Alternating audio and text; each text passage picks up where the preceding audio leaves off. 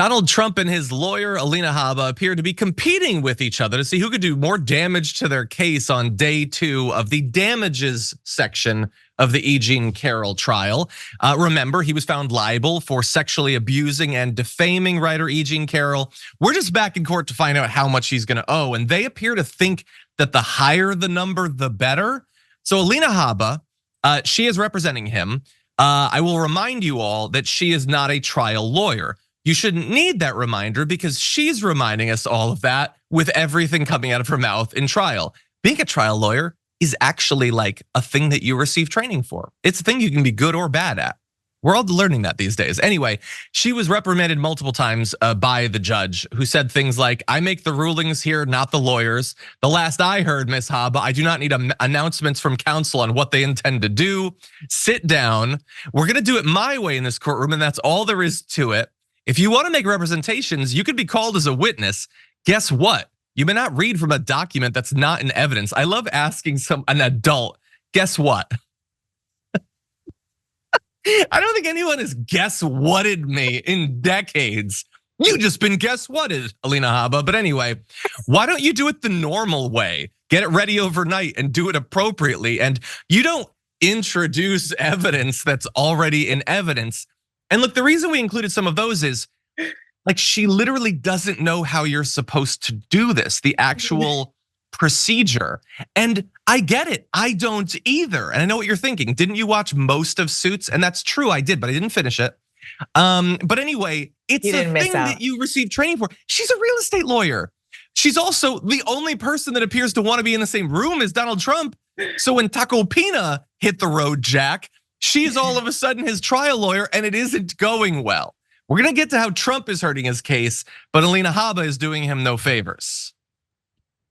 It's like watching my cousin Vinny. You were serious about that? We do procedures here in the South, ma'am. It was like, what is going on here? They're gonna need a star witness who can talk about tire tracks and stuff. They don't have that. Marissa Tomei when you need her. I know, I say that every day. So yeah, she doesn't know how she's not trained for this, but in defense of her, and I understand that whenever on the show I say in defense of someone, I end up insulting them, and I'll probably end up doing that. What is she supposed to say?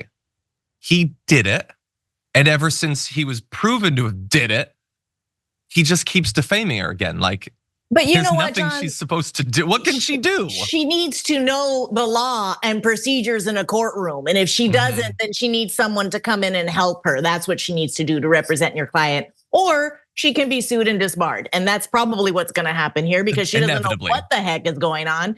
And that's, I don't care who your client is, they deserve a defense. And she's not giving them that. Whether or not she's gonna be arguing that he didn't, there isn't anything to say because he, did what he's alleged. He did it. And I will remind everyone that part of the trial is done. He is guilty. Guilty. And as we said yesterday in the show, during this part where they're deciding how much he's gonna owe, there are many things that he and his legal representation can't say. They cannot imply that he didn't do it. They can't continue to defame her. There are restrictions on what they can say. They can't attempt to relitigate the case. And that means they can't say things for the jury to hear that would try to influence them. But Trump is in the room and he chafes at even the most generous of restrictions. So that's not how it worked in practice. So while E Jean Carroll was on the stand in direct examination during her statements, Trump could be heard saying that her statements were false. Now she seems to have gotten her memory back. At one point, Trump even slammed the table in anger. Stick a pin in that, we will return to that. And when Judge Kaplan told his attorney, Alina Habba, to sit down, Trump was heard saying, "Nasty guy."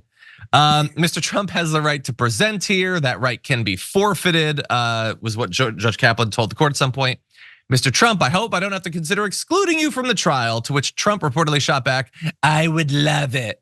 Judge Kaplan replied to Trump's taunt saying, "I know you would, I know you would. You just can't control yourself in this circumstance apparently," which is too generous by far. He can't control himself. We're done with the sentence. Not in any circumstance, in any circumstance.